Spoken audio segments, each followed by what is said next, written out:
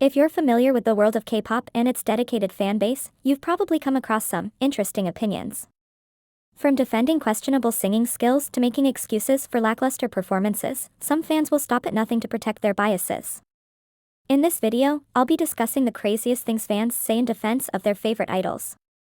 From delusional defenses of subpar singing to ridiculous rationalizations, we're diving into the world of K-pop fandom and examining the most cringeworthy, questionable, and sometimes disturbing things fans say.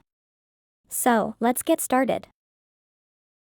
Love and respect all members of a group equally. In the realm of parasocial relationships, where fans form connections with celebrities or influencers through media, it's essential to acknowledge that preferences are inevitable. It's perfectly natural to resonate more with one member of a group over another, and this doesn't necessarily imply disrespect towards the less preferred individual. In fact, having different styles, interests, or personalities can lead to varying levels of connection with each member. While it's admirable to strive for equal respect and appreciation for each individual, the notion of loving them all equally is a different story altogether. Humans possess limited emotional resources, making it challenging to distribute equal affection and enthusiasm among multiple people. Our emotional capacity is finite, and it's unrealistic to expect ourselves to feel the same intensity of emotions towards every member of a group. This isn't to say that we can't appreciate and value each member's unique contributions and qualities. However, it's crucial to recognize that our emotional connections will inevitably vary in depth and intensity. Rather than striving for an unrealistic ideal of equal love and affection, we can focus on cultivating a genuine appreciation for each member's individuality. By acknowledging and accepting our natural preferences, we can foster a more authentic and meaningful connection with the group as a whole. BTS are the best. You grow up when you realize you've been lying to yourself all along, thinking BTS is the best. ARMYs know deep down that BTS aren't the best, yet they refuse to acknowledge it. They call themselves professionals, yet they can't sing to save their lives. They know how Jimin often struggles to hit high notes, and how they all sound different when they sing live on stage due to the overuse of auto-tune, sometimes to the point that they don't even sound like themselves. It's insane how ARMYs go out of their way to make it seem like BTS are the best when they clearly aren't.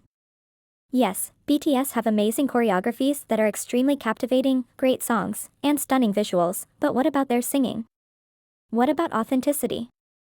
Besides Jungkook, there's really no member of BTS who's really good at singing, and it doesn't help that their fans tell them otherwise. It's okay to point out to them where they need to work on every now and then. Although they're great dancers, there are tons of other people who match their energy easily, and a lot more who can dance even better. The K-pop industry is saturated with talented performers, and it's not hard to find groups or artists who can sing and dance just as well, if not better. It's not shocking, seeing as these days all you need is a good-looking face to make money, never mind the skills, right? The emphasis on visuals over talent has become a norm in the industry, and it's disappointing to see fans settle for mediocrity. Defending an artist even when they know what's being said against them is true. We've all witnessed numerous instances where a fan calls out an artist for a particular quirk or behavior, only to be met with fierce resistance from other fans. These fans immediately jump to the artist's defense, even when they know the criticism is valid. However, criticism is essential for growth and learning. It's astonishing how these self-proclaimed fans will stop at nothing to protect these individuals, whom they've never met, from hearing the truth. For instance, we're all aware that Sakura of LE SSERAFIM struggles with singing, and she's even acknowledged this herself. Yet, people still go out of their way to defend her, making excuses for her subpar singing and claiming that critics are being too harsh. Despite being in the industry for over a decade, Sakura's lack of progress raises questions. Perhaps she doesn't learn quickly, or maybe she's simply not invested in improving, knowing she'll generate profits regardless.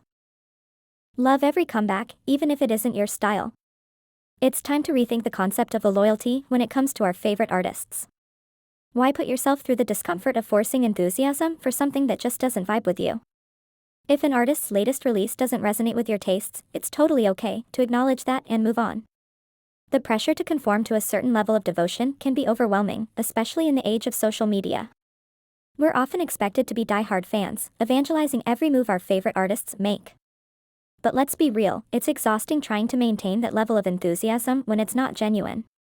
Here's the thing, there are plenty of ways to support your favorite artists beyond buying their albums or listening to their music on repeat. You can attend their concerts, share their content on social media, or even support their philanthropic endeavors. By diversifying your methods of support, you can show your appreciation without feeling forced to consume something that doesn't genuinely excite you.